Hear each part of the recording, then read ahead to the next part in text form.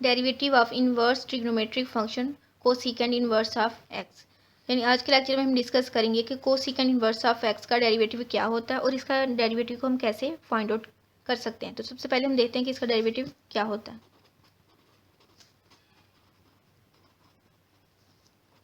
इसका derivative with respect to x जो है वो इक्वल होता है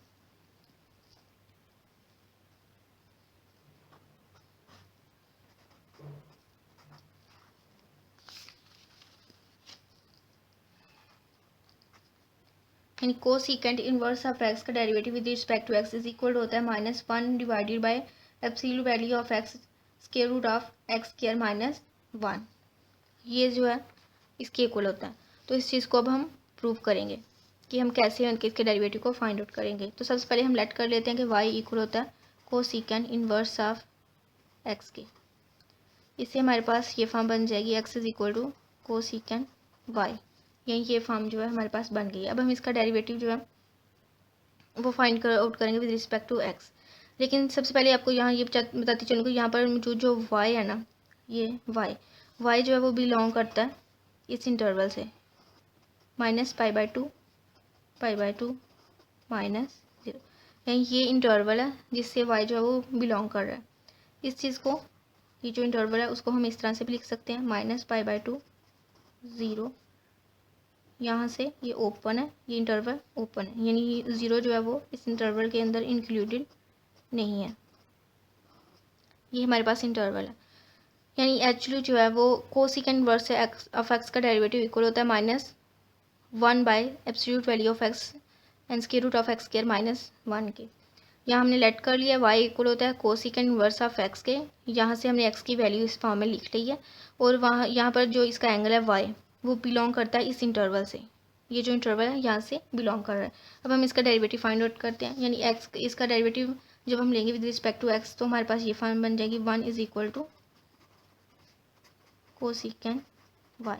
अब हम यहाँ पर चेन रूल अप्लाई कर देंगे।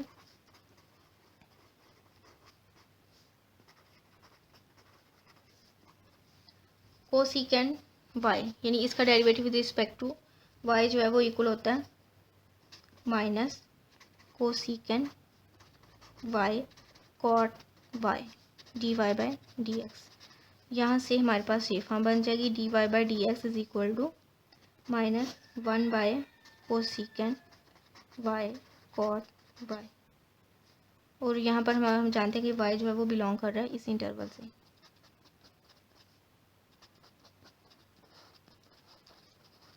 यानी इतनी फॉर्म जो है वो हमारे पास बन गई है। यानी कि हमारे पास जो ये था y उसका derivative with respect to x यानी कोसेकेंड इनवर्स ऑफ x का डेरिवेटिव यहाँ तक सॉल्व हो गया कि ये इक्वल है -1 by cosecant y cot y के। यानी यहाँ तक हमारे पास फॉर्म बन गई है। और हम यहाँ पर जानते हैं कि y जो वो बिलोंग करता है इस इंटरवल के साथ, इस यहाँ से बिलोंग कर रहा है।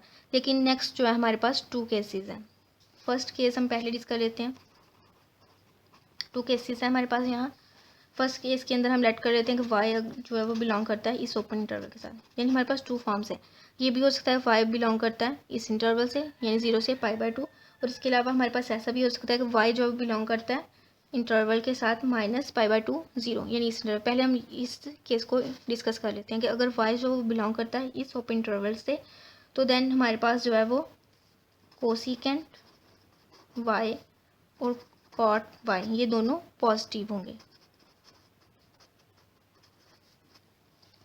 यानी हमारे पास जो फर्स्ट केस है जो हम डिस्कस कर रहे हैं इसमें हमारे पास ये है कि y जो है वो बिलोंग कर रहा है इस ओपन इंटरवल से, इस ओपन इंटरवल से बिलोंग कर रहा है। जब इस ओपन इंटरवल से y बिलोंग करेगा तो हमारे पास कोसेकेंड y और कॉट y इन दोनों की वैल्यूज़ जो है वो पॉजिटिव होंगी। जब हमारे पास ये वैल्यू पॉजिटिव होंगी तो हमारे पास कुछ इस तरह से बनता है कि क्योंकि हमारे पास कोसेकेंड y इक्वल है x के, यानी ये चीज़ इक्वल है x के, इसका मतलब है कि x जो है वो हमारे पास पॉजिटिव होगा। क्योंकि ये दोनों पॉजिटिव हैं उस वजह से, क्योंकि ये इक्वल है x के, तो इस तरह से हमारे पास x जो है वो भी एक पॉजिटिव वैल्यू होगी। इस तरह से हमारे पास कॉट y जो कि इक्वल है कोसेकेंड स्क्वायर y -1 की। ये हमारे पास फॉर्मूला जिसके अकॉर्डिंग कॉट y जो है इक्वल होता है square root of cos cosecant square y -1 के। अब हम यहाँ पर जो है इसकी वैल्यू सब्स्टिट्यूट कर दें तो हमारे पास ये फॉर्म बन जाएगी। तो ये हमारे पास फर्स्ट केस है जिसके हमने डिस्कस किया कि y बिलोंग करता है इस ओपन इंटरवल से, तो ये दोनों पॉजिटिव होंगे, ये पॉजिटिव है इसलिए x की वैल्यू भी पॉजिटिव होगी।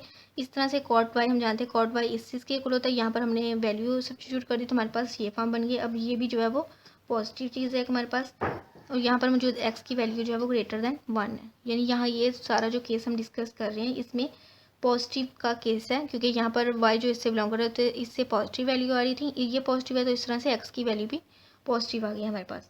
अब ये जो वैल्यू हम सब्स्टिट्यूट कर देंगे इस इक्वेशन के अंदर तो हमारे पास ये फॉर्म बन जाएगी।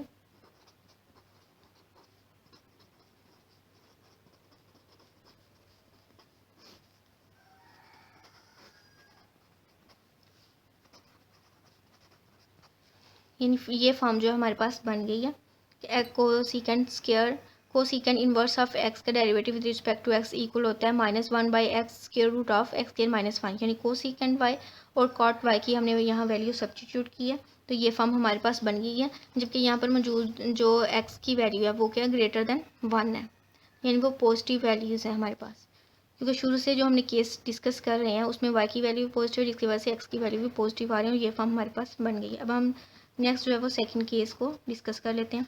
इसके अंदर हमारे पास y जो है वो बिलोंग करेगा इस इंटरवल से, ये जो हमारे पास ओपन इंटरवल है इसमें y इस ओपन इंटरवल से बिलोंग कर रहा है।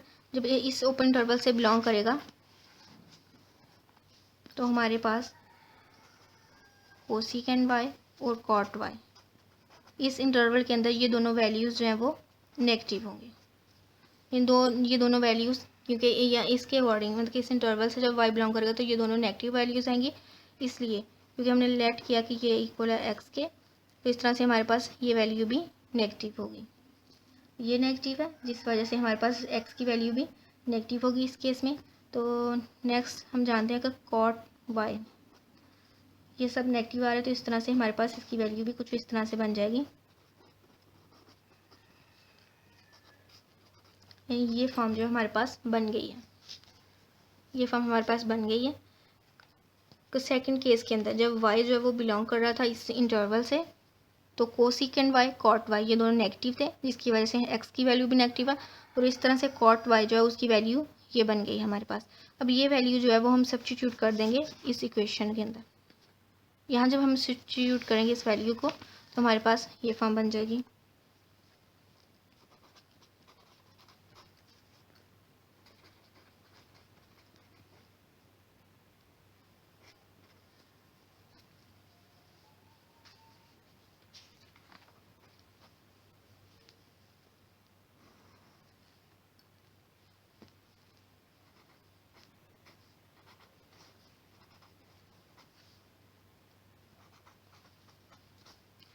ये हमारे पास केस है जब हमने ये वैल्यूज़ वहाँ सब्स्टिट्यूट की हैं तो ये हमारे पास फॉर्म बन गई है कि -1/-x²√(x²-1), ये फॉर्म हमारे पास बन गया और ये जो वो होल्ड करती है जब x की तमाम वैल्यूज़ लेस देन हो -1।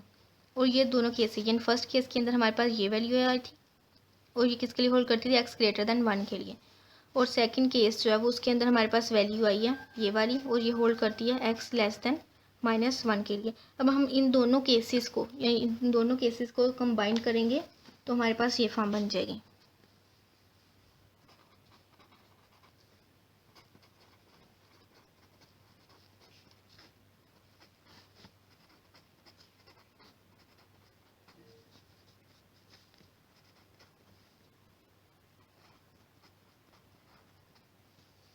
ये फॉर्म हमारे पास बन गई है कि कोसिकेंट इनवर्स ऑफ एक्स का derivative with respect to x जो इक्वल होता है -1/एब्सोल्यूट ऑफ एक्स (x²√(x²-1), जबकि एक्स जो वो बिलोंग करता है इस इंटरवल से।